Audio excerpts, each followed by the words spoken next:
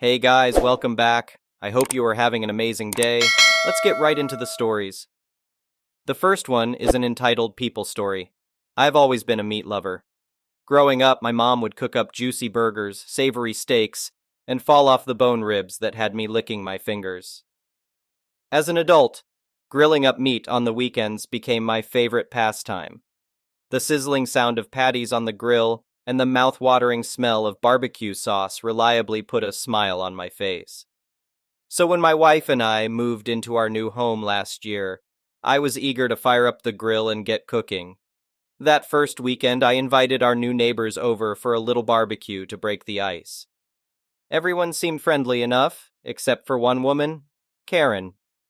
She took one look at the grilled chicken I was serving and turned up her nose. How can you eat those poor animals?" she exclaimed. I politely explained that I enjoyed meat and offered her a veggie burger instead. Karen rolled her eyes dramatically. "You'll regret polluting your body with flesh one day," she said.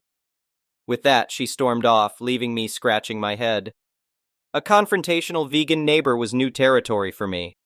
But I figured as long as I respected her dietary choices, she could respect mine, and we'd get along fine.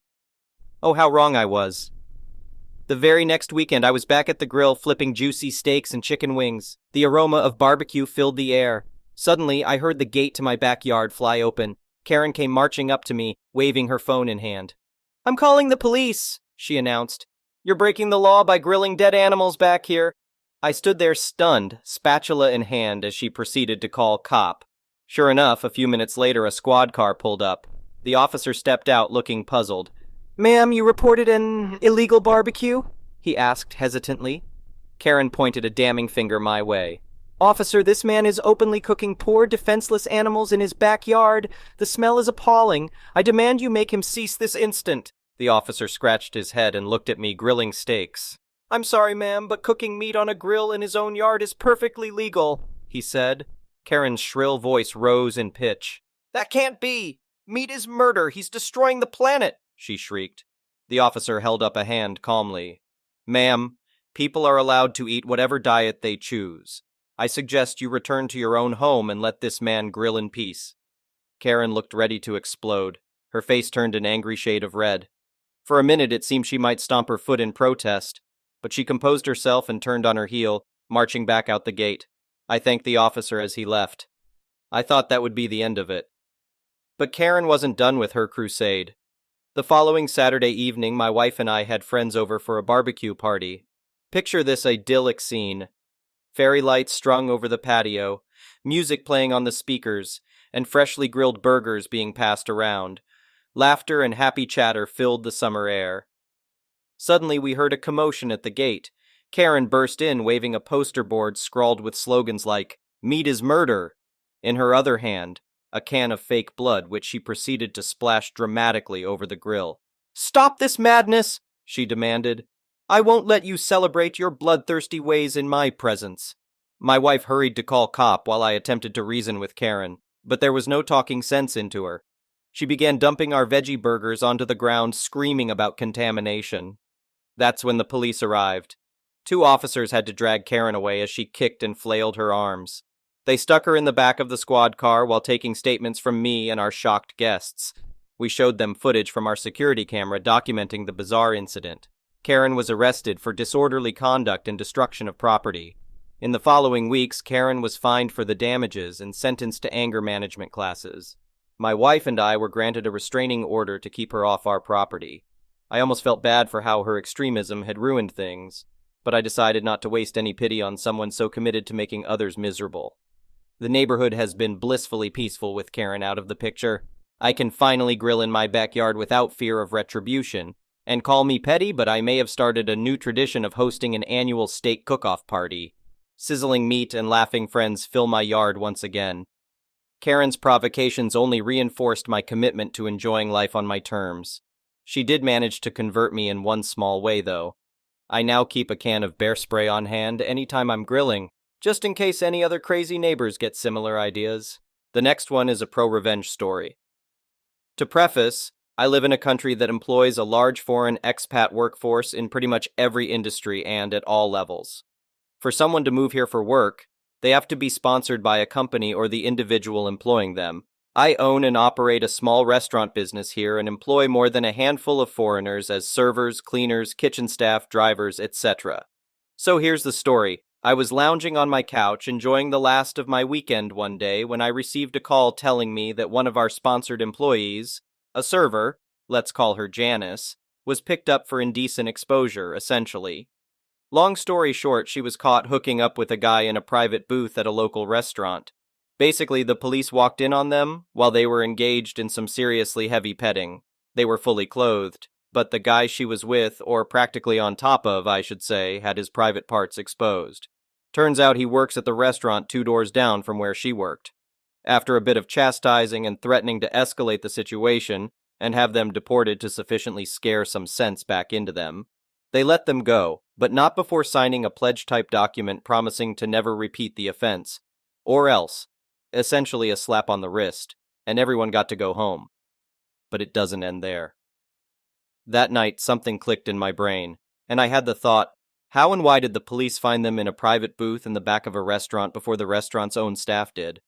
So I called the restaurant the next day, thinking maybe they had called the police on them immediately for some reason, or maybe the couple got belligerent when staff asked him to stop. Turns out the staff didn't notice a thing. In fact, up until that day, the police had never been to that restaurant before, and when they did, they simply walked in, went straight to the back booths where the two were sitting, and busted right in. I realized this meant that someone must have seen them and called the cops on them point blank. The question was, who? I decided to speak to Janice. I wanted to talk to her anyway that day, both to check in and get her version of the situation. I also gave her the employer, you did something stupid chat and reassured her that she's keeping her job. I also wanted to ask her who she thought called her in. Without hesitation, she said it had to be Sammy, who was one of our drivers. Why do you think it was Sammy? I asked. He's the one who dropped me off at the restaurant that day. He might have seen my friend walk in right after me and called the police on us, she said. I knew the part of him dropping her off was true. That was literally his job, and her only free mode of transport. Well, that sounds a bit drastic. Why would he do that even if he had seen you do anything? I asked. She claimed it was because he was jealous. He was really into her apparently and kept trying to get her into bed, she said. What genuinely angered me was when she told me that he actually tried to force himself on her once, and she fought him off, and that he hadn't tried or even said anything since other than being very short and curt with her. My immediate response was, why on earth would you not tell me or one of your managers right away? She said she had dealt with it her way and it stopped. Plus, she didn't want anybody to get fired on her account, and she didn't want any interaction with the authorities, so she decided not to make a big deal out of it in the first place. She also declined to press formal charges against him, which I advised her to do. Her declining infuriated me even more. This guy was going to get off scot-free. Now, clearly I was about to fire Sammy, but in my mind that wasn't enough. For someone to attempt to assault a person basically and not get in trouble for it, not okay with me. But it seemed like it was something I had to live with. Obviously, my next conversation of the day was with Sammy. My intent was to confront him with the accusations. I called him into my office. I didn't really know where to start, so I went with, obviously you've heard about what happened to Janice this weekend? He stepped in it right away. Heard about it? Came the unexpectedly proud response from a proud AF and positively beaming Sammy. I called it in. And this is where it started to get super satisfying. You see, for a couple of years since I met Sammy, every now and then, he would pull out and show us all pictures of his wife, who was back home living with his mother. She was younger than him and quite beautiful, but sadly barren, which is apparently why she settled with an older man like him. He was so proud of how pretty she was. He was also a devout religious man, or so he claimed. So I asked, and why call the police? He came back with, after I dropped her off, I waited to see who she was meeting because she's a troublemaker woman. When I saw the man walk in after her, I called the police because I know him. And he is married, and this is against the laws of God and man. I'm smiling now. I knew I got him. Why do that instead of calling your direct manager, or even me, and before even seeing for yourself what they were doing exactly? I asked. Silence. Head down, counting his shoes. Sammy, I know why. I know what you did. Janice just told me. I'm disgusted by you and sorry that we hired you. He had the audacity to mumble, I only tried once, sir. I almost slapped him. Anyways, I fired him, handed him a one-way ticket home, which was in 4 hours, and told him to GTFO. This is where I get my not-so-petty revenge. I had his house phone number saved somewhere from when we hired him. It was on his CV. I knew that because I called him there to interview him before we first hired him. I waited until his flight took off and dialed the number. I assumed either his mother or wife would answer the call, but I was wishing for the latter. I got my wish. Hello, Mrs. Sammy. I'm your husband's employer. Well, his former employer anyway. Just so you know, I fired him a few hours ago and he's on a flight home as we speak. His flight number is XXX. He will be arriving at XEX time. Just so you are aware, I was forced to fire him because he attempted to assault a fellow employee half his age. I'm sorry, I said and promptly hung up, but not before hearing her gasping in shock. The next one is a petty revenge story. My girlfriend loves to bake. She's not the best out there, but her treats are always tasty and made with love. Every Halloween, she goes all out baking spooky-themed goodies for all the kids and parents in my neighborhood. Last year, we had a new neighbor move in a few months before, and I guess they'd been told about my girlfriend's baking. The new mom came round and asked to speak with my girlfriend. My girlfriend was there at the time, so they chatted for a while, and my girlfriend filled me in afterward. This new mom, obsessed with her kids' diet, wanted them on a low-sugar, low-carb, and flavorless regime. She even asked my girlfriend to replace sugar with Manuka honey and sneak some veggies into the treats. And guess what? She refused to cover the extra cost because, in her mind, only her kids were special enough to deserve such treatment. It was bat crap crazy. I would have just told her to jog on, but not my girlfriend. Halloween arrived, and my girlfriend was in full baking mode, playing the Nightmare Before Christmas soundtrack in the background and baking up a storm. She crafted cookies shaped like witches' fingers and pumpkins, taking extra care to make them as sugary and flavorful as possible. As the neighborhood kids started trick-or-treating, my girlfriend was her usual delightful self, showering compliments on costumes, acting scared of the scary ones, and handing out her sugary treats with glee. Then came the moment we'd all been waiting for, the arrival of the new neighbors. With their mom in tow, my girlfriend handed the kids a little bag of chopped carrots. But here's the kicker. Inside those bags were notes that read something like, "These should match all of your dietary requests. Mom's name. Hope they like them. In case anything changes, there are extra cookies filled with sugar and E-numbers. I'll be happy to share." About 15 minutes later, the kids returned with their dad. I didn't go to the door. Trick-or-treaters are strictly my girlfriend's domain, so I'm not sure exactly what was said. I do know that my girlfriend and the dad shared a good long laugh, and both kids, as well as the dad, left with a handful of those sugary, flavorful cookies. I guess pettiness is a dish best served with cookies. The next one is a malicious compliance story. About 20 years ago, I worked in a call center at a budding payment processing company.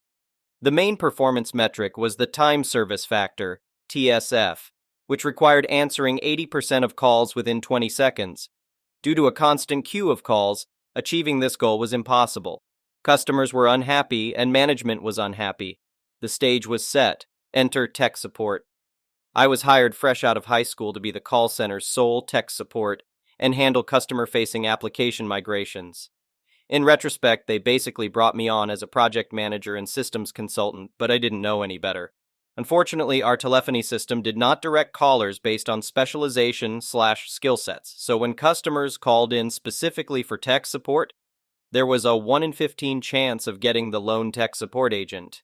Instead of investing in more tech support staff and overhauling the phone VRU menu, management decided the best system was to have representatives physically line up at my desk. It was frustrating and extremely overwhelming to balance my migration projects and the queue of callers that were waiting for me. So I adapted by remaining in not ready as much as possible. Not ready means your line will only ring for direct calls, but only my team had my direct line. Things were going smoother in terms of handling tech calls. People were lining up less, but management was not happy that the TSF goal was not being met. Then one day, my lead pulled me aside and confronted me with my telephony stats. My not ready times were 10x everyone else's, to which I reminded them that I'm the only technician, and if 14 other people were lined up at my cubicle, then they were clogging the lines with people on hold waiting for me. Management did not care. I had a special skill, but I was not special enough to be exempt from the metric. No more not ready. Cue malicious compliance. I pretended my not ready button no longer existed and went about being a rank and file call center rep. The moment I was done with one call, I had to pick up the next. This meant during migration waves and outages, there were moments where my entire team was lined up at my desk waiting to transfer their callers to me. After about 10-15 minutes of just seething by my cubicle's window, some began to confront me. I explained that I was forbidden from using "not ready" to keep my line open. The call queue would have to die down completely until my line was open to accept a transfer call. You could cut the tension with a knife. TSF continued to tank, then call abandon rates skyrocketed. Customers were unhappy, and management was unhappy. So did management do the obvious thing and hire more technicians? Right? Nope. First, the new protocol was to post a sticky note with the customer's callback number and ticket hash on my desk. Tell the customer to expect my callback, hang up, then take the next call. From then on, I was expressly only allowed to conduct the callbacks when there were fewer than 10 callers on hold. Second, they took 2 of the regular call center employees and sat them with me to job shadow. Third, they tasked my lead with standing over my shoulder to observe my daily activities. What I showed the team lead was that for every 3 tickets I closed out, 10 more callback tickets would roll in.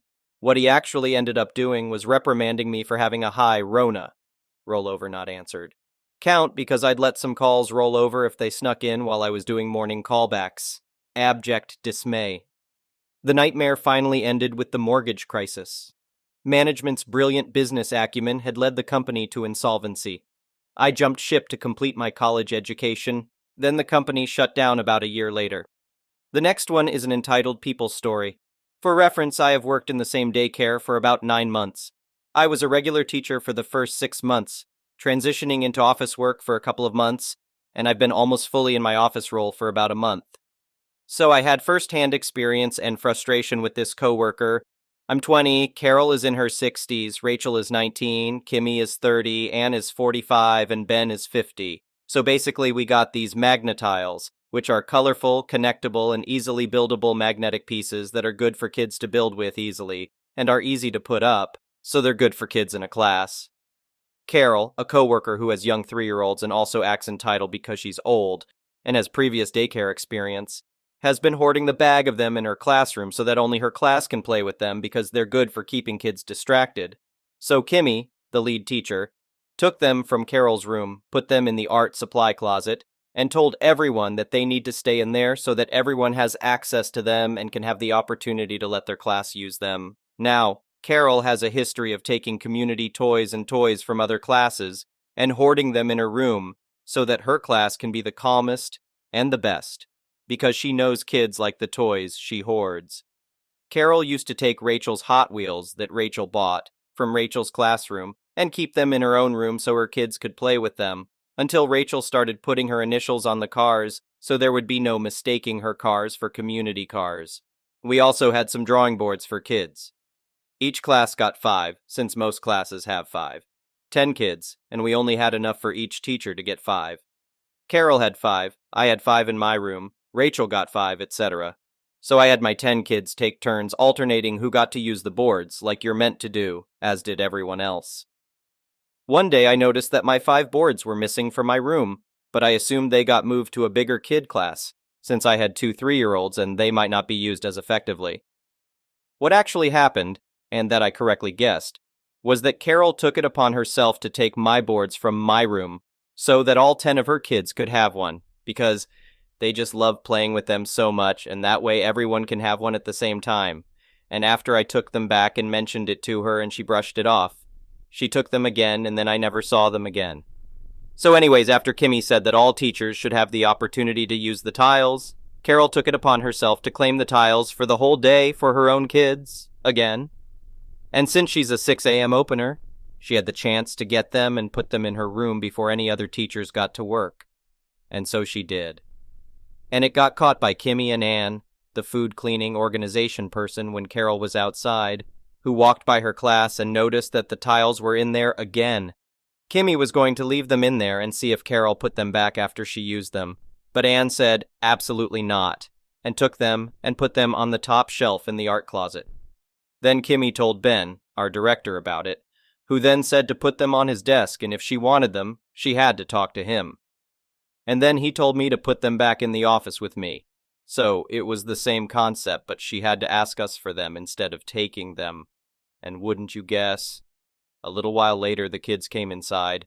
I was working in the office, and Carol asks over the radio for Kimmy to come back into her room, and Kimmy asks over the radio what she needs. Carol says, "I had the magnetiles in my room for my class to use today, and now they're gone. Do you know where they went to?" And I just start cracking up back there because we all knew she'd go looking for them again. And Kimmy came back into the office, and I handed them to her while I was cracking up. Moral of the story, Carol's an entitled old lady, and we're getting sick of it. The next one is an entitled parent story. This happened in the mid-90s, but I just saw a TikTok about asking the new mom if it's okay to hold the new baby, and it reminded me of this. I was 10 days past my due date with our first baby when my water finally broke.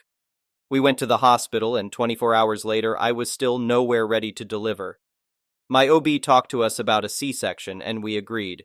It was around 10 p.m. and not an emergency, so my husband called his parents and my mom, and they came to the hospital. A couple of hours later, and we have a beautiful, healthy baby girl. What they don't tell you about the C-section is that it takes no time to get the baby out and forever to sew you back up. I was shown my baby. My arms were laid out with IVs and such. There was no way for me to hold her. Then she was taken to the nursery, and my husband went with her. What felt like hours, but was probably more like 40 minutes, I was taken to the recovery room. My husband is there holding the baby with his parents and my mom. He brings her to me, and I hold her, and it's perfect. I ask my mom if she would like to hold her first grandchild, and she says laughingly, "Oh, I already did." I was still so tired and dopey it didn't really register. If this had been the end of it, it would probably be a non-issue. I blame the nurse who offered my new baby to my mom, but for the rest of her life, she passed away 2 years ago, she'd bring it up all the time. She would continually refer to our daughter as her girl, even when she was an adult living on her own. When I would remind her that she was, in fact, my daughter, but she was indeed her own person, she would always say, "Nope, she's mine, I held her first." It has always made me crazy that she not only held her first, but constantly rubbed it in my face. When we had our second and third C-sections for all three, I made sure to tell the nurses. They were appalled and assured me that wouldn't happen. My husband and I were alone in recovery, just us and the new baby, for those births. My mom was pissy about it each time, and then would remind me that she held my oldest before I did. Thank you for watching. I would really appreciate it if you could like the video and subscribe to our channel if you haven't already. We'll see you again tomorrow.